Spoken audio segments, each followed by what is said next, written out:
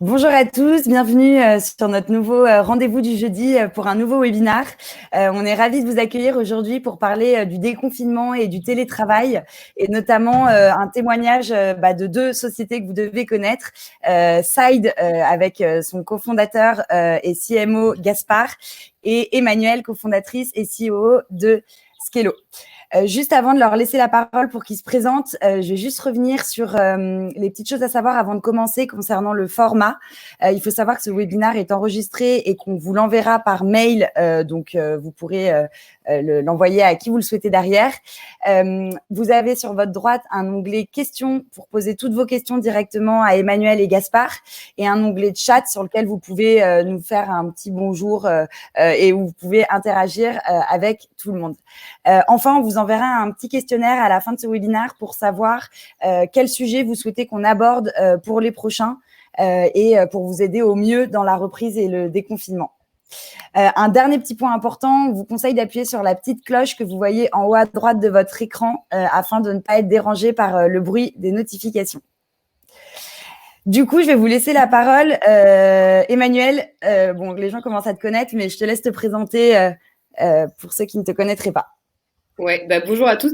Déjà, on est super content de vous avoir. Effectivement, comme le disait Sophie, c'est amusant parce que le principe des webinars, c'est quelque chose qu'on a lancé au début du confinement quand c'est un petit peu la panique à bord. Il y avait plein de mesures du gouvernement dans tous les sens et on voulait absolument aider nos clients là-dessus. Et en fait, on ne pensait pas que ça prendrait autant d'ampleur et maintenant, c'est un peu devenu un rendez-vous, un rituel du jeudi qu'on fait toutes les semaines et qu'on va vraiment continuer à faire même après cette crise. Donc, en tout cas, comptez sur nous pour continuer ça. Et avant qu'on commence, vu que je pense qu'il y a peut-être des personnes ici qui connaissent pas forcément Skello, je vous rappelle rapidement ce que c'est. C'est tout simplement un outil de gestion planning et RH qui est dédié aux commerçants. Donc, planification du personnel. Notre mission, nous, tous les jours, c'est d'accompagner ces commerçants vers la réussite de leur business. Donc ça passe par les accompagner dans les bons moments et aussi dans les moins bons, comme ce qui vient de se passer avec la crise du Covid. Donc voilà, on est super content de vous avoir aujourd'hui là-dessus. Merci Emmanuel. Et du coup, je vais laisser Gaspard aussi se présenter. Bonjour à tous. Je m'appelle Gaspard. Moi, je suis un des 4 fondateurs de Side. Je suis très content d'avoir été invité par Emmanuel et Sophie pour traiter ce sujet. En quelques mots, Side, c'est une plateforme d'intérim. J'ai démarré ça il y a 4 ans avec 3 amis. Et notre objectif, c'est de créer la première et la meilleure plateforme d'intérim en France qui permet aux entreprises, aux candidats de travailler ensemble simplement. Donc, nous, on s'occupe de tout ce qui est facilitation des contrats, des PAE, des fiches de paye, des factures, tout un tas de choses qui a trait à l'administratif RH pour faire en sorte que les gens puissent travailler facilement ensemble. Et donc, typiquement, dans les 2 derniers mois, là, on a été fortement sollicité sur tous les sujets de travail temporaire pour les entreprises qui étaient sur le pont pendant cette crise du Covid. Et je suis très content de participer à ce webinaire avec vous tous. Génial.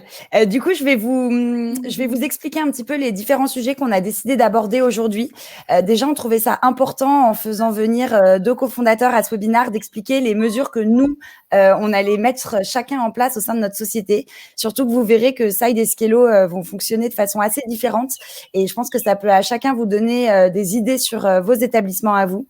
Et dans un second temps, on vous donnera les aspects RH que nous, on voit en tant qu'experts sur le terrain, donc aussi bien Side que Skello, pour vous aider, vous, dans votre reprise au sein de votre établissement. Ça s'adressera aussi bien aux hôtels qu'aux restaurants, qu'aux startups, le but étant de vous donner le plus d'astuces tout du long. Et enfin, on aura un petit temps de questions et réponses, donc n'hésitez pas à poser toutes vos questions sur l'onglet questions. Du coup, concernant les nouveaux rythmes de travail qui ont été mis en place, nous, chez Skello, on a choisi un retour au bureau qui était plutôt préconisé. Je vais laisser la parole à Emmanuel pour faire un petit résumé de tout ce qui est mis en place. Ouais, alors nous chez Skello, en gros, on a imaginé un plan de déconfinement qui est un peu en 2 temps et calqué en fait, sur les échéances du gouvernement. On a commencé à y réfléchir début mai parce que je pense que si vous êtes là aujourd'hui, c'est que vous le savez, c'est quand même un gros casse-tête d'organiser tout ça. Donc on a essayé de s'y prendre le plus en avance possible. Du coup, on a vraiment fait quelque chose en 2 temps. Donc là, on est encore dans la première partie de notre plan de déconfinement chez Skello qui a commencé le 11 mai et qui va aller soit jusqu'à la semaine prochaine, soit jusqu'au moins le 15 juin. Et globalement, la politique aujourd'hui chez nous, c'est que le télétravail est fortement recommandé, sauf exception pour des raisons personnelles qui peuvent être, j'ai pas d'environnement de travail adapté chez moi ou autre, mais en tout cas des raisons qui justifient que tu aies besoin de revenir au bureau. Nous, la manière dont on a fonctionné justement pour récolter un peu les feedbacks de nos employés et surtout construire un plan qui nous ressemblait, c'est tout simplement de les interroger toutes les semaines pour voir un petit peu comment évolue la situation de leur côté et comment est-ce que eux se positionnent par rapport à un éventuel retour au bureau. Parce que pour le coup, nous, on voulait, quand on a construit ce plan, il y avait 3 choses qui étaient hyper importantes pour nous. C'était premièrement de faire en sorte que ça nous ressemble, que ça permette aux gens d'être à l'aise et que ça soit en lien, aligné avec ce que eux ont envie de faire. Deuxièmement, qu'évidemment, ça permette de respecter la santé de tous. Donc ça, c'est le truc le plus contraignant. Et troisièmement, que ça nous permette quand même de travailler dans des conditions efficaces. Donc pour la première chose qui est de faire en sorte que ça nous ressemble, ça on a vraiment été à la source, c'est-à-dire qu'on a juste interrogé nos employés toutes les semaines et du coup sur cette première partie de déconfinement, ce qui s'est passé, c'est qu'on a une vingtaine de personnes qui ont demandé à pouvoir revenir de temps en temps au bureau. Donc ça c'est le premier step et du coup derrière on a mis en place tout un ensemble de mesures que je peux vous partager évidemment aujourd'hui. Là, ce premier step, on est encore dedans. Et le deuxième step, pour le coup, qui va intervenir entre le 1er juin et le 15 juin, là, pour le coup, on va recommander fortement de revenir et le télétravail sera à l'inverse exceptionnel. Pourquoi est-ce qu'on a choisi de faire ça? C'est vrai que au vu de la complication que ça représente de revenir au bureau, il y a pas mal de boîtes qui ont simplement dit on revient pas avant X mois, en tout cas jusqu'à nouvel ordre, parce que clairement c'est quand même compliqué de faire revenir les gens. Nous, la seule raison pour laquelle on a décidé de pour le coup faire en sorte que les gens puissent revenir dans les bonnes conditions, c'est que on a plus de 50% des gens dans la boîte qui veulent revenir au bureau. Nous, la particularité, c'est qu'on a pas mal d'équipes clients qui sont en contact avec le client. Ça, c'est des équipes qui ont l'habitude de bosser énormément ensemble, qui ont vraiment un côté où il y a une vraie émulation entre eux, qui est un peu plus compliqué à maintenir à distance. Et on a aussi une population, même si évidemment il y a tous les âges, mais globalement la moyenne est assez jeune et on le sait, il y a pas mal de sondages qui sont sortis là-dessus. Les populations les plus jeunes, contrairement à ce qu'on pourrait penser, c'est pas forcément celles qui préfèrent le télétravail. Au contraire, ça va plus être des managers ou des personnes un peu plus expérimentées. Donc c'est pour cette raison que nous on a plus favorisé ce plan où les gens reviennent. Par contre, derrière, évidemment, ça demande une sacrée logistique et tout l'enjeu, c'est à la fois de faire en sorte que les gens puissent revenir de manière juste sécurisée et en même temps de ne pas les décourager de revenir parce que le dispositif est beaucoup trop lourd et que du coup tout le monde se décourage de mettre un pied au bureau. Et alors du coup, Emmanuel, pour justement faire revenir les gens en toute sécurité, chez Skello, vous avez choisi de nommer des référents, si j'ai bien compris, de façon à ce que tout le monde puisse avoir un rôle sur ce déconfinement. Ouais, complètement. Nous, on a mis en place des référents. Leur rôle, c'est tout simplement de faire en sorte que toutes ces règles, on n'a pas non plus 1000 et c'est vrai qu'on a souvent tendance, en tout cas pour les bureaux, là je parle pas des commerçants, mais des bureaux, à en faire une montagne. Finalement, quand on regarde, une fois que c'est mis en place, c'est assez simple à respecter, mais il y a quand même besoin d'avoir des référents qui sont là pour s'assurer que tout est bien respecté, que toutes les règles qu'on a mises en place sont respectées, pour ouvrir, fermer les bureaux, parce qu'il y a tout un processus évidemment d'un protocole à l'ouverture et à la fermeture des bureaux, et puis aussi pour, en cas de contamination, appliquer le bon protocole de prise en charge, etc. Donc ça, c'est la manière dont on s'est organisé du coup pour que tous les jours où il y a des personnes qui reviennent au bureau pendant la première partie du déconfinement, il y ait un référent qui puisse s'assurer de tout ça. Ok. Et pour le déconfinement, nous, on a du coup la chance d'avoir un outil qui gère la planification et on va beaucoup s'en servir aussi dans les prochains jours, mois. Je te laisse nous en dire un petit peu plus. Ouais. c'est vrai que quand on a commencé le déconfinement, moi, j'ai pas mal de personnes que je connais qui travaillent en PME, en start-up, qui ont commencé à venir me voir en me disant, en fait, Skélo, est-ce qu'on pourrait pas s'en servir? Alors qu'au départ, c'était pas forcément les enjeux de planification, c'était pas quelque chose qui les taraudait forcément, qui les intéressait au quotidien. Donc là, c'est vrai qu'on a vu un vrai changement dans la manière de voir Skélo. Pas uniquement comme un outil pour gérer la planification du staff au sein d'une boutique, mais aussi pour gérer la planification de manière générale, qui devient un enjeu et un vrai casse-tête avec la mise en place du télétravail. Et donc, on a pu les conseiller parce que nous-mêmes, on l'a mis en place, pour Skélo, évidemment. Sur la partie planification, ça, c'est la première chose. Donc, on a mis en place un système de shift où les gens juste déclarent leur shift le jour où ils veulent venir travailler au bureau, soit en tant que référent, soit en tant que personne normale. Donc ça, c'est la première chose. Et la deuxième chose qu'on a mis en place, c'est plus notre outil de badgeuse. En fait, c'est simplement l'application sur tablette qui permet aux employés de badger à l'entrée et à la sortie. Et ça, pourquoi on l'a mis en place chez nous? Tout simplement pour être capable de dire s'il y a une contamination, OK, telle personne a été en contact avec telle personne. Parce qu'on le sait, s'il y a une contamination dans votre entreprise, c'est un énorme enjeu de pouvoir retracer qui a pu contaminer, quelles personnes ont pu être contaminées. Donc, c'est pour ça qu'on a mis en place ça. Et donc, du coup, cette badgeuse, elle est à l'entrée. Il y a évidemment tout ce qu'il faut à côté de lingettes, de gel hydroalcoolique, etc., pour que les employés puissent badger à l'entrée et à la sortie. Et comme ça nous assure, nous, de vraiment avoir le maximum de sécurité là-dessus, quoi. Ok, merci Emmanuel. Et concernant le travail hybride qu'on a mis en place, donc comme tu dis, tout le monde ne va pas retourner forcément au bureau. Comment vous avez décidé de mettre ça en place en interne? Ouais. Alors, du coup, la règle pour que ce fonctionnement marche, dans le cas de... là, on est dans un cas où, en gros, il y a beaucoup plus de gens qui sont en remote, en télétravail, que de gens qui sont en physique. Donc, nous, la règle qu'on a mis en place, c'est que toutes les règles de fonctionnement qu'on avait pour le télétravail doivent être maintenues, quelle que soit la situation dans laquelle tu es. C'est-à-dire que si tu es en physique au bureau, pour le coup, tu dois te plier à toutes les règles qu'on a mises en place pour le travail à distance. Donc, par exemple, il n'y a pas de réunion en présentiel, tout se fait sur Zoom. Sauf si tu as deux et que les deux personnes sont dans le bureau, mais à part ça, tout doit se faire sur Zoom et la personne qui est en télétravail, entre guillemets, a la priorité sur le moyen de gérer ces réunions. Les employés qui sont en physique, ils doivent participer à la rythmique qu'on a mis en place avec le remote, avec le télétravail. Donc, par exemple, toutes les équipes, elles ont un mini point le matin à 9h pour lancer la journée. Ça, c'est quelque chose auquel tu dois te tenir quand tu viens au bureau. Voilà. Donc, ça, c'était la seule condition, entre guillemets, pour vraiment pouvoir mettre en place ce système hybride. Sinon, c'est hyper compliqué de faire en sorte que ça soit que ça puisse fonctionner, quoi.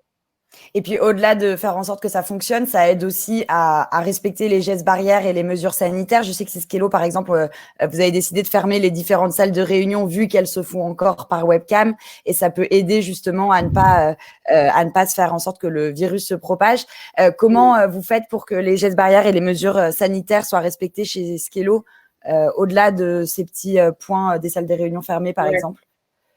Déjà, moi, je pense qu'il y a quand même une grosse part de responsabilisation. Il faut évidemment expliquer aux gens qu'est-ce qu'il faut mettre en place. Nous, il y a beaucoup de choses qu'on a mis du style, il y a un sens de circulation. Évidemment, on bannit, on fait en sorte qu'il y ait 1 mètre de distance entre chaque place. On va effectivement empêcher le fait d'aller dans les salles de réunion. Il y a plein de choses qu'on a mis en place, mais globalement, je pense que c'est hyper important que les gens se responsabilisent. Et en fait, nous, la bonne nouvelle, c'est qu'il y a beaucoup de gens qui ont envie de revenir. Mais ce qu'on leur dit, c'est que nous, on pourra revenir que si ces gestes ils sont respectés. Si on n'arrive pas à les respecter, malheureusement, on ne pourra pas maintenir le travail au bureau. Donc ça, c'est une chose que du coup, ils comprennent super bien. Et voilà, donc après, les gestes barrières, en vrai, maintenant, tout le monde commence à les connaître. Donc évidemment, on leur redonne, mais c'est un peu le b.a.-ba maintenant, je trouve. Voilà, donc nous, ce qu'on a pu faire, par contre, pour vous donner un peu des conseils, c'est une charte de bonne attitude, entre guillemets, que les référents, du coup, s'engagent à faire respecter. On a, par exemple, pour la cuisine, on a banni la vaisselle, les couverts, etc. Par contre, on permet l'accès à la machine à café, au point d'eau, etc. Donc voilà. Mais globalement, même si effectivement on a dû mettre en place beaucoup de choses, c'est important aussi que les gens puissent se responsabiliser et faire preuve de bon sens. Parce que finalement, tous les gestes que tu appliques dans la vie de tous les jours, c'est aussi des gestes que tu vas appliquer au bureau, quoi. Ok, génial. Merci beaucoup en tout cas pour ton témoignage sur cette partie. Ce qui est assez intéressant, c'est que en préparant ce webinaire avec Gaspard, on a pu remarquer que chez Side, eux, ils avaient une façon différente d'appréhender le confinement. Et notamment, vous, ça va être remote first. Je te laisse nous en parler si tu le veux bien. Oui. Alors, pour rentrer là-dedans, je donne juste quelques infos sur Side pour que vous compreniez le contexte aussi de pourquoi est-ce qu'on tend vers une organisation hybride qu'on appelle Remote First. Bonjour Claudie. C'est que nous, on est une équipe de environ 70 personnes aujourd'hui. Et en fait, on avait un bureau dans le 11e vers Bastille jusqu'en mars. Et il était prévu que le bail s'arrête fin mars. Et du coup, on n'a pas repris de bureau après parce qu'il y a eu le confinement et on a été en télétravail forcé pendant 2 mois et quelques. Et on était censé reprendre un bureau, comme d'habitude, pour 100% de l'équipe. Et on s'est retrouvé en télétravail forcé et sans bureau. Donc en fait, aujourd'hui, là, certes, il y a un déconfinement civil dans la vie de tous les jours, mais nous, chez Side, on est encore tous en télétravail et on n'a pas de bureau. Donc, ça veut dire qu'on est en full remote, enfin en télétravail total pour tout le monde. Et ce, encore pour les semaines et mois qui vont venir. Et en fait, on s'est posé la question de qu'est-ce qu'on allait faire pour revenir à un bureau. Est-ce qu'on allait reprendre un bureau de la même manière ou pas? Et en fait, c'est par rapport au vécu qu'on a eu pendant ces 2 mois et demi qu'on s'est dit qu'on allait faire différemment parce qu'on trouve qu'on peut faire une organisation qui est mieux pour tout le monde d'un point de vue qualité de vie, d'un point de vue qualité des relations professionnelles entre les personnes, d'un point de vue cohésion d'équipe aussi. Donc, on a décidé de faire différemment pour le futur. Et différemment, qu'est-ce que ça veut dire? On veut dire organisation hybride remote first. Ça veut dire que en fait, on va travailler entre nous de telle sorte que si quelqu'un est en remote, il puisse avoir le même niveau d'information, les mêmes outils que n'importe quelle personne qui serait dans un bureau. Mais on va quand même garder un bureau central qui serait en fait une sorte de hub pour l'équipe et qui sera en capacité d'accueillir entre 50 et 75% de l'équipe quand certains en ont besoin. Et donc, en fait, l'idée, ça va être d'avoir la centrale qui va être à Paris, où chacun pourra venir. On aura un système de planning où à l'avance, les gens pourront réserver en fait leur place et se dire, bah, moi, j'ai particulièrement envie d'aller au bureau et donc je vais bosser. Et puis, ceux qui auront moins envie ou qui veulent le faire différemment, bah, ils sont libres de le faire, mais ils auront les mêmes outils, le même niveau d'information, les mêmes rituels que tous ceux qui pourraient être éventuellement en physique. D'un point de vue, une petite note là-dessus que j'ai remarqué, c'est que globalement, chez nous, les équipes qui ont le plus envie aussi, besoin de retrouver un peu un bureau, c'est surtout des équipes qui vont avoir des fonctions opérationnelles ou commerciales, qui ont besoin de se parler ensemble par simplicité et aussi par un peu émulation. Donc, c'est aussi notamment pour ces équipes-là qu'on va chercher à mettre en place ce bureau hub chez nous. Et je dirais je trouve qu'il y a une philosophie qui est intéressante derrière et qui est intéressante à évoquer pour tout le monde ici. C'est que si on fait ça, c'est que forcément le Covid va transformer beaucoup de choses dans la manière dont on vit, dont on travaille. Et nous, on voit pas mal de nouvelles tendances, nouvelles aspirations de nos employés, de personnes autour de nous qui seraient des candidats potentiels aussi, et c'est pour ça qu'on essaye de s'adapter à ça. La première chose qu'on cherche à faire dans cette un peu réorganisation, c'est d'apporter plus de liberté et de responsabilité aussi à nos équipes, parce que y en a qui souhaitent gérer leur temps avec plus d'autonomie. Il y en a qui souhaitent aussi parfois quitter Paris, mais qui veulent quand même toujours bosser pour Side et qui veulent vivre dans une autre ville. On l'a vu là avec le confinement, il y a eu pas mal de nouveaux amoureux, soit des villes de province, soit de la campagne. Et c'est quelque chose de très bien, je pense, à titre personnel. Donc, c'est quelque chose qu'on veut permettre et qu'on ne veut pas empêcher par notre organisation. Donc, ça, c'est la première chose quoi, dans le côté responsabilité et donner les clés un peu à chacun de vivre sa vie comme il l'entend. Pour nous, pourquoi on ferait ça? C'est parce qu'il y a un souci de simplicité aussi. Forcément, si on a un bureau plus petit, ça veut dire plus petite surface, plus petit budget, moins d'affaires avec nous. Et pour la petite histoire, on a été un peu marqué, nous, par notre déménagement, parce qu'on a quand même dû faire un déménagement au début mai du bureau qu'on avait laissé.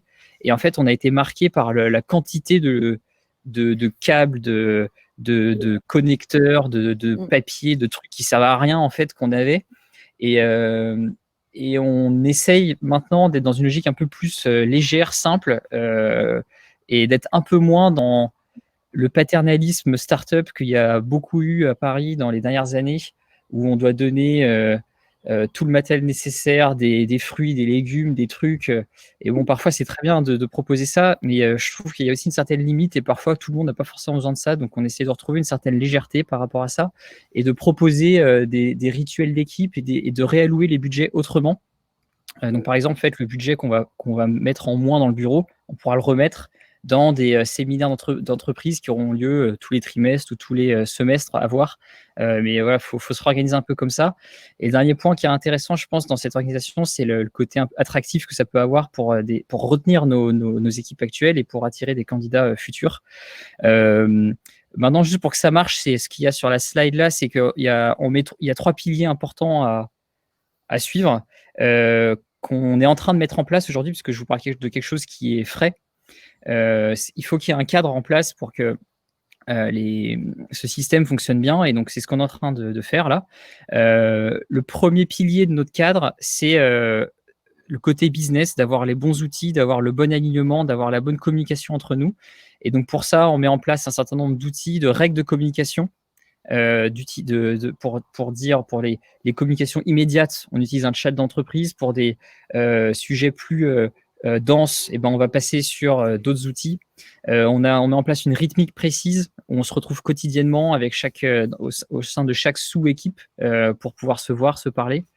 On doit gérer nos temps d'une certaine manière aussi. Donc ça, c'est des boîtes à outils qu'on essaie de mettre à disposition de chacun. Le deuxième gros pilier, c'est le respect des valeurs, parce que le risque quand on est à droite à gauche, c'est d'avoir une entreprise à 2 vitesses, avec certains qui sont en physique, d'autres qui ne sont pas en physique.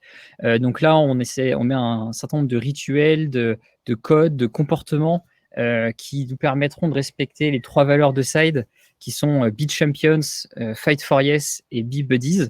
Donc dans chaque valeur, on essaie de faire un certain nombre de choses qui permettent de faire perdurer ça.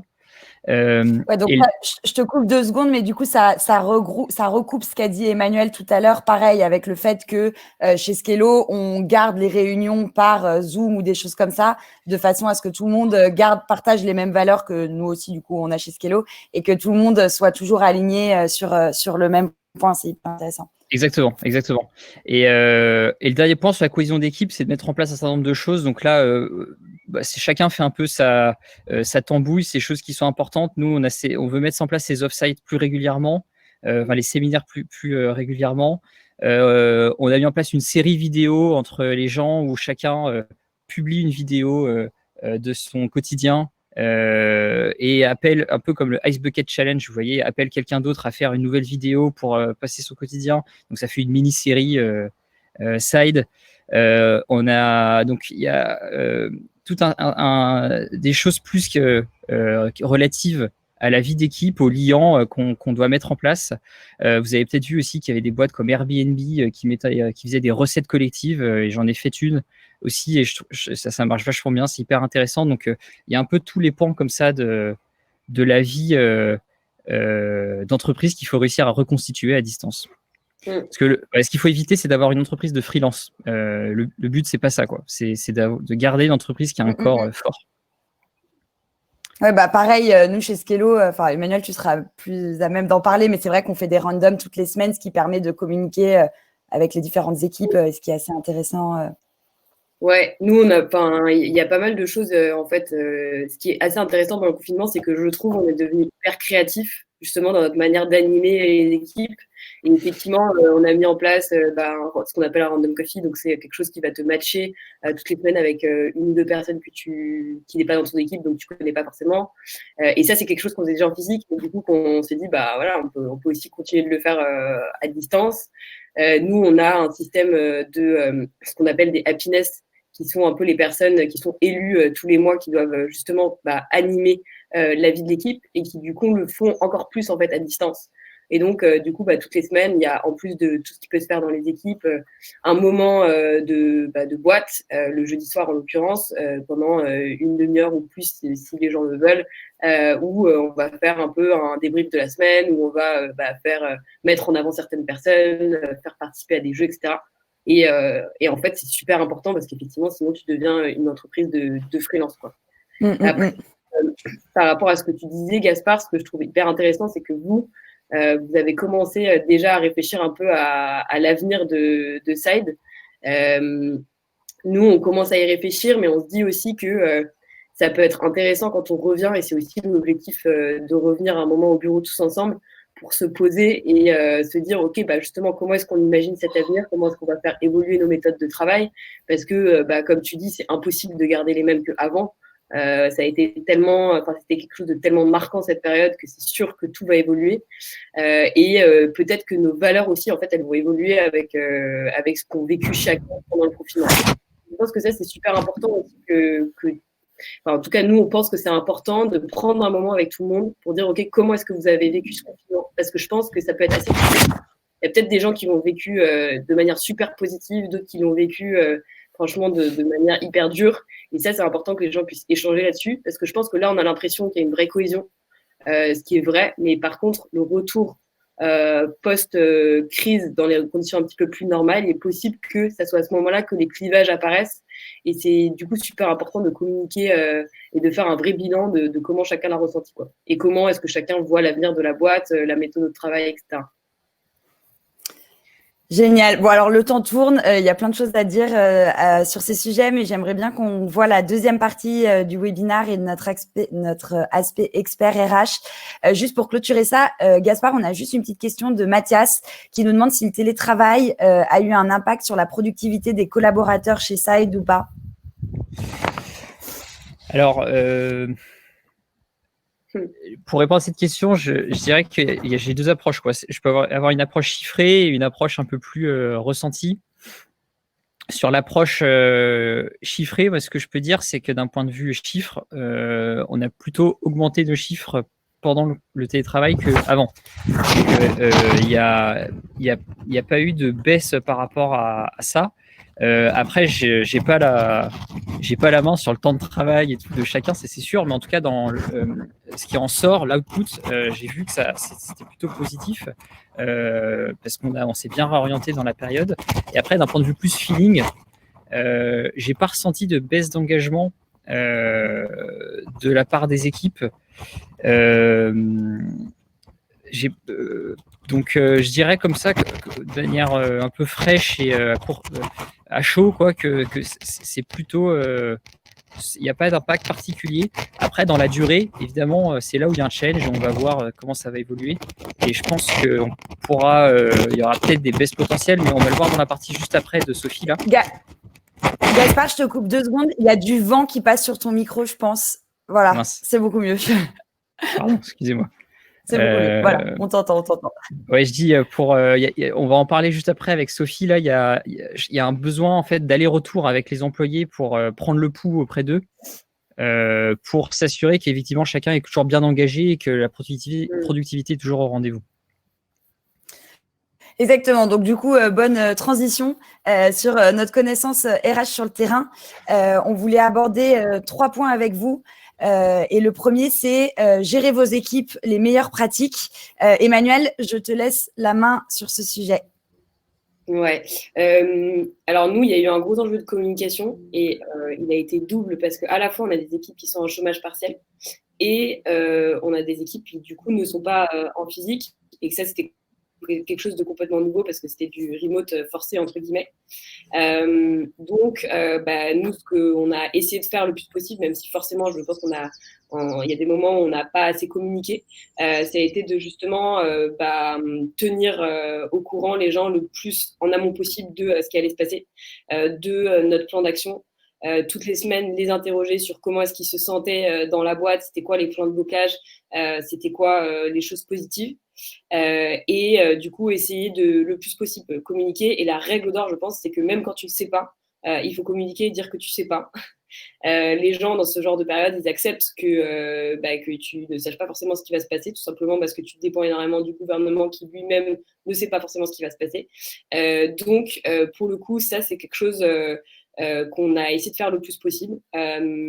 Mais il y avait vraiment un double enjeu, c'était à la fois de parler aux gens qui sont au chômage partiel, sachant que justement tu dois respecter quand même une certaine manière de faire, parce que sinon ça peut être reproché après d'avoir eu une communication avec les personnes en chômage partiel, et aussi pouvoir communiquer aux gens de manière générale dans la boîte sur comment est-ce que ça va se passer, le plan de déconfinement justement pour Skello. Nous, il y a une chose qui est sûre, et ça c'est quelque chose sur laquelle on a beaucoup communiqué, c'est que pour le coup, nous, on a quand même une grosse partie de nos clients qui sont en restauration. Donc, la reprise d'activité était quelque chose qui allait vraiment driver toutes nos décisions. Et notamment pour les personnes qui sont en chômage partiel, se dire qu'on ne peut pas se permettre de faire revenir des gens et de les mettre dans une situation de difficulté si la reprise n'est pas là. Ça a été un principe moteur pendant tout le déconfinement et le confinement. Et je pense que ça doit être pareil pour pour les commerçants comme pour les startups. C'est à partir du moment où j'ai une vraie reprise d'activité, je vais pouvoir faire revenir les gens. Mais en attendant, je le fais de manière progressive pour pas mettre mon business en difficulté, ni les équipes en question d'ailleurs en difficulté, quoi. Donc voilà, et à propos de ça, justement, nous, ce qu'on s'est rendu compte, c'est que il y a des vrais enjeux de communication, c'est pas forcément évident, et du coup, ça a été vachement remonté par nos clients, pour le coup. Le fait de devoir communiquer à la fois sur qu'est-ce qui va se passer et de devoir communiquer avec des équipes qui ont des situations différentes, notamment pour celles qui sont en chômage partiel. Et donc, nous, on a mis en place dans l'outil tout simplement quelque chose qui permet de communiquer par mail de manière hyper automatique selon les équipes. Pour juste que les personnes soient au courant de la manière la plus fluide possible de ce qui va se passer. Donc ça, c'est quelque chose qu'on a mis en place sur Skello. Après, évidemment, le mail, c'est une chose, mais il faut aussi, évidemment, communiquer par visio le plus possible. C'est hyper important de voir les gens, entre guillemets, même de manière virtuelle, pour transmettre ce genre de message et rassurer. Parce que les gens, dans cette période, ils ont peur de ce qui va se passer. Et c'est hyper important de ne pas nier ça et de vraiment communiquer, et encore une fois, de communiquer même si vous ne savez pas exactement ce qui va se passer. Justement, la transparence, je pense qu'elle ne vous sera jamais reprochée là-dessus, quoi. Voilà.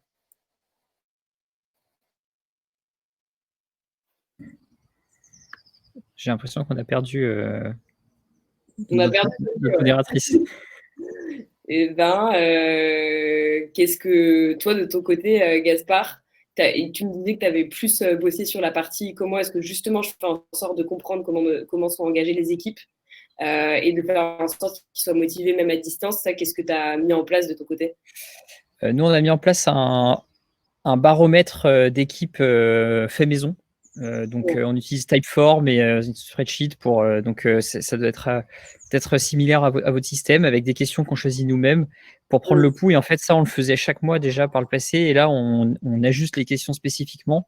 Après, on regarde pour utiliser un nouvel outil qu'on a découvert qui s'appelle Supermood, qui a l'air bien foutu et qui est en accès gratuit en plus pour les entreprises de moins de 100 employés, je crois, quelque chose comme ça, et qui est plus spécifique là au télétravail, assez facile d'utiliser. Donc ça fait partie des types d'outils qu'on réfléchit à mettre en place pour bien mettre en place cet aller-retour.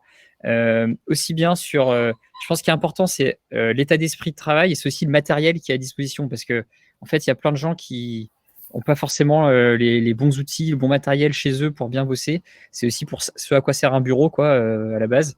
Donc c'est important d'avoir des allers-retours avec ça pour s'assurer que les gens sont dans le bon cadre pour bosser. Ok. Ok, merci. Alors, je suis désolée, j'ai eu un petit problème de connexion. J'ai pas entendu tout ce que tu as pu dire. Je voulais savoir, est-ce que tu as parlé des primes de compensation financière aussi que vous mettez en place? Moi, Gaspard? Toi, Gaspard, ouais. Oui. Non, non, j'en ai pas parlé. Ok, alors du coup, c'est une bonne transition. Ouais. J'ai juste parlé du baromètre, mais sur la Ouais. partie prime et autres, en fait, le sujet, je pense, sur la connaissance RH terrain, moi, ce dont je peux parler, c'est surtout ce que j'ai vu d'intéressant chez nos clients, qui sont pas mal de commerçants, d'entrepôts, de PME, de start-up. Et ce qui ressort, c'est qu'il y a un sujet de retenir les talents. Et pour bien retenir les talents, même sur des métiers peu qualifiés, d'ailleurs un peu ou moyennement qualifiés, peu importe, pour retenir ces personnes-là, il y a besoin de mettre en place un certain nombre de choses. Donc, par exemple, ces baromètres dont on parle. Aussi, parfois, l'aspect financier a vraiment fait la différence. Nous, on l'a vu, les candidats vont plus vers des entreprises où ils savent qu'ils peuvent avoir une des primes Macron qui sont distribuées depuis avril, là, depuis début avril. Le respect des mesures barrières dont on vous a parlé, donc vous, Skello, vous avez un dispositif qui a l'air bien huilé. C'est aussi très important d'avoir ça, qu'on soit un entrepôt, un hôtel, un resto, un supermarché. Plus on va loin avec la prise de température, les masques mis à disposition, etc., plus les candidats vont aller chez vous et vont rester dans la durée. Et je pense qu'un dernier sujet là-dessus qui est important, c'est les outils. La formation sur les outils. Ça, c'est surtout pour ceux qui seraient des PME, des startups. C'est important d'avoir de la documentation pour retenir les talents, pour que chacun sache bien quoi faire, quel outil utiliser, comment communiquer. Faire attention aussi aux règles de confidentialité, parce que comme tout passe par l'écrit, ça, c'est assez différent. C'est-à-dire quand on travaille avec des gens, quand tout est à l'écrit, parfois, il y a des choses, il faut faire gaffe à ce qu'on dit. Donc ça, c'est le genre de choses qu'il faut mettre en place pour bien garder les talents en interne. Ouais. Ok, merci beaucoup, Gaspard. Et d'ailleurs, en soi, il y a beaucoup de choses qui rejoignent les sujets dont vous parliez au début. C'est la communication avec les équipes qui finalement reste une des choses les plus importantes pour calculer l'état d'esprit. Par rapport à ce que tu disais, Emmanuel, tout à l'heure, il y a des questions qui étaient posées à ce sujet pour demander l'état d'esprit des équipes on n'est pas obligé de le faire par WhatsApp ou des choses qui sont difficiles pour récolter l'information. Par exemple, nous, chez Skello, vous faites des typeforms où chacun peut remplir avec son adresse mail ou de façon anonyme et ça permet à chacun d'avoir des informations sur le mood aussi de toute l'équipe. Ouais, carrément. Il y a plein de manières de le faire. Supermood, je pense que c'est assez simple aussi à mettre en place, mais après, si vous n'avez pas forcément l'envie, un Typeform ou même un Google Sheet, enfin un Excel, ça permet de récolter. Après, le meilleur, c'est quand même l'interaction avec la personne, mais en tout cas, plus pour avoir un sentiment global, c'est pas mal. Ok, génial. Et du coup, pour clôturer ce webinaire, on a voulu faire un petit peu une sorte de petite brainstorming de toutes les mesures barrières qui ont été mises en place et repérées chez nos différents clients, aussi bien pour Skello que pour Side. Emmanuel, je vais te laisser commencer sur certains sur certaines choses qu'on a pu voir chez certains de nos clients, qu'ils soient hôtels, boulangerie, pâtisserie, pharmacie. Je te laisse la main. Ouais, moi il y a un exemple que c'est surtout en hôtellerie que j'ai beaucoup aimé. C'est des directeurs d'hôtel avec qui j'ai parlé qui me disaient en fait moi la crise je l'ai vécue comme un moyen de responsabiliser mes équipes. J'ai vu qu'il y avait une question là-dessus de Mathias et en fait de les rendre beaucoup plus polyvalents et beaucoup plus agiles. Donc ça c'est notamment en hôtellerie. En fait dans l'hôtellerie par exemple ils ont une manière de faire qui est assez des métiers qui sont assez segmentés. Donc, tu es au desk, tu es sur la partie plus femme de chambre, tu es au resto. Et le client, tu vas intervenir à un certain moment dans sa vie chez toi. Là où, du coup, pendant la crise, ils ont pu, un peu forcer, mais finalement, ils ont vécu ça comme une opportunité de faire évoluer des gens qui, à l'origine, étaient plus sur une partie du métier de l'hôtellerie, sur beaucoup plus d'aspects de la vie du client. Et là où tu avais des personnes qui faisaient que le check-in, par exemple, cette personne, le lendemain, avec le Covid, allait faire beaucoup plus d'aspects de la vie du client. Donc, en fait, pour certains de nos clients, ça a été une opportunité de découvrir des personnes, de découvrir des talents. Donc ça, je trouve ça hyper positif. Ensuite, dans les mesures un peu originales, disons que, enfin, voilà, c'est globalement, les gens ne réinventent pas la roue hein, sur la partie plus sanitaire. Je ne vais pas vous les citer parce que c'est des choses auxquelles je pense que vous avez un petit peu pensé. Mais voilà, c'est le fait de commander un maximum de masques, de commander éventuellement des visières. Donc ça, c'est effectivement, comme disait Gaspard, une manière aussi déjà de rassurer vos clients et aussi de garder les talents. Nous, plus en interne, ce qui s'est passé pendant la crise aussi, et c'est là où je rejoins un petit peu le témoignage de nos clients en hôtellerie, c'est qu'effectivement, on a vraiment eu on a eu vraiment l'envie de faire participer les gens et pas juste les managers à la création de solutions pour gérer cette crise. Nous, par exemple, on a mis en place ce qu'on appelle des cellules de crise, à la fois sur comment est-ce qu'on se réinvente dans nos manières de travailler, parce qu'effectivement, la culture de l'esprit, c'est devenu quelque chose qui était super important, la manière de faire des réunions, parce qu'on s'est rendu compte qu'on n'était pas du tout efficace en fait en réunion. Ça, c'est des choses sur lesquelles une des cellules de crise a bossé, pour justement faire en sorte qu'on arrive à travailler à distance beaucoup mieux et que même en physique, en fait, on arrive à avoir des best practices qui nous aident à mieux bosser. Et on a aussi créé une cellule plus innovation qui est constituée de gens de toutes les équipes, et c'est pas forcément des managers, voire d'ailleurs c'est quasiment pas, pour que justement le terrain puisse, et les personnes qui sont opérationnelles puissent remonter des idées pour créer des outils pour nos clients. Et tous les outils qu'on a créés, ils viennent notamment de cette cellule, qui sont en fait des personnes qui n'étaient pas forcément sur ce genre de rôle au départ, qu'on a fait participer à ça. Et on fait tourner les gens d'ailleurs qui participent à la cellule pour justement aussi profiter de cette crise pour détecter des talents, pour permettre à d'autres personnes de s'exprimer que celles qui a d'habitude qui vont être sur ce genre de rôle. Donc voilà.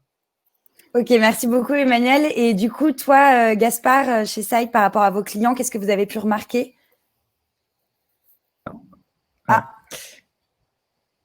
Si j'ai appuyé sur un bouton sur C'est bon, c'est bon. Je te réactive. On va te revoir. C'est bon. Ok, pardon. Sur les mesures barrières, Sophie, c'est ça? Ouais. Enfin, vous n'avez pas la même typologie de clients. Nous, on a parlé d'hôtellerie. Vous êtes plus sur, en partie sur la logistique, ce genre de choses. Qu'est-ce que vous avez pu remarquer? Ce que je remarque, ce que je trouve intéressant et un petit peu, pas forcément vu partout, c'est les prises de température auprès de chaque personne qui rentre le matin, qui repart le soir, automatique, quoi. Enfin, on fait ça pour tout le monde, qui que ce soit. Ça, je trouve ça intéressant.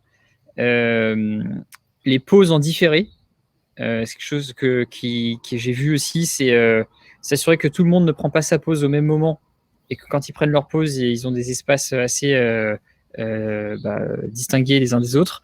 Tout ce qu'il faut pour le lavage de mains, les gels sanitaires à l'entrée, à la sortie, partout, quoi. Enfin, faut mieux en avoir trop que pas assez. Et puis, il n'y a plus vraiment de pénurie en plus aujourd'hui. Et un dernier truc que j'ai vu intéressant sur les masques, c'est que j'ai vu des masques personnalisables. Donc, il y a des boîtes maintenant qui commencent à faire des masques. On peut mettre le nom de son entreprise. Ce qui est toujours amusant, et ça peut être aussi intéressant pour certains qui ont des commerces avec pignon sur rue.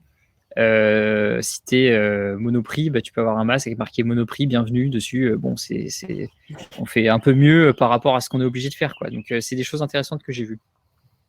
Ok, et par rapport à la température, d'ailleurs, la prise de température, c'est un sujet qui est un petit peu... on voit certains sont complètement contre, d'autres sont pour. Le gouvernement le préconise pas du tout. Et pour te rejoindre, nous, on a un restaurateur qui a témoigné de chez Oli Belize, qui nous expliquait que lui, il avait aussi mis en place parce que ça rendait la chose assez ludique et rassurant pour les salariés. Et ça rejoint ce que tu disais sur retenir les talents. Si on le fait pas de façon anxiogène, obligatoire, forcément, ça peut être une bonne façon de rassurer. Ah oui, Mathias qui nous dit ça peut être anxiogène. Oui, sauf si on prend ça de façon un petit peu plus ludique. Ok, génial. Est-ce que vous avez des questions? Alors, je regarde si on a des questions. On avait une question de Geoffrey. J'ai une question pour Skello. Un certain de beaucoup d'entre...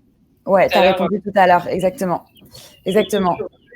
Comment est-ce que le rôle des personnes dans la boîte a pu évoluer avec la crise? C'est plus évolué que pendant le déconfinement. Donc, ça a déjà commencé avant. Ok, de toute manière, là, notre webinaire a commencé il y a pile 44 minutes. Je vais vous laisser le mot de la fin, Emmanuel, Gaspard, si vous voulez dire quelque chose à toutes les personnes qui nous regardent. Je t'en prie, Emmanuel. Gaspard. Emmanuel. Pour l'honneur. Non, merci d'avoir fait ce webinaire. J'espère que ça vous apporte un peu d'éléments de réponse. On n'est pas forcément allé dans le surdétail de comment est-ce que concrètement vous pouvez mettre en place les mesures sanitaires. L'idée, c'était plus de ça, pour le coup, de vous l'envoyer a posteriori. Notamment, on a un livre blanc qui va vous permettre d'avoir plus de détails sur tout ça. Et Sophie va vous envoyer du contenu après. Mais l'idée, c'était plus de vous donner un petit peu la philosophie de nos sociétés pour voir s'il y a des choses que vous pouvez mettre en place chez vous. En tout cas, voilà, on est ravis de vous avoir partagé ça et on espère vous revoir pour les prochains rendez-vous le jeudi. Merci Emmanuel. À toi Gaspard.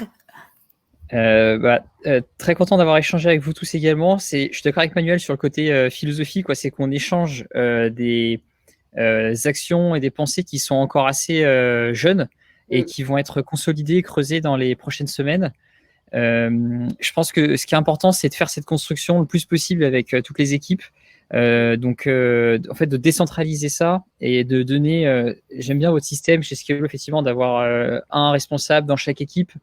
C'est très important de mettre ces nouveaux systèmes en place de manière décentralisée pour donner de la responsabilité à chacun et de l'engagement et de l'envie à tout le monde, que ce soit pas quelque chose qui vienne du haut comme ça.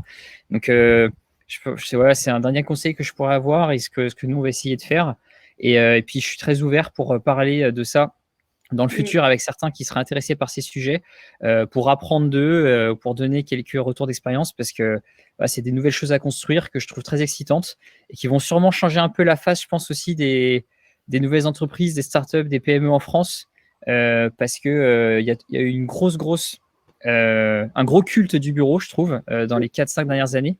Et peut-être qu'il va falloir faire un nouveau culte, je sais pas, arrêter les cultes peut-être, faire autre chose, autre chose différent, plus responsable, plus soft, plus léger. Voilà, à voir. Ok, écoutez, merci à vous deux.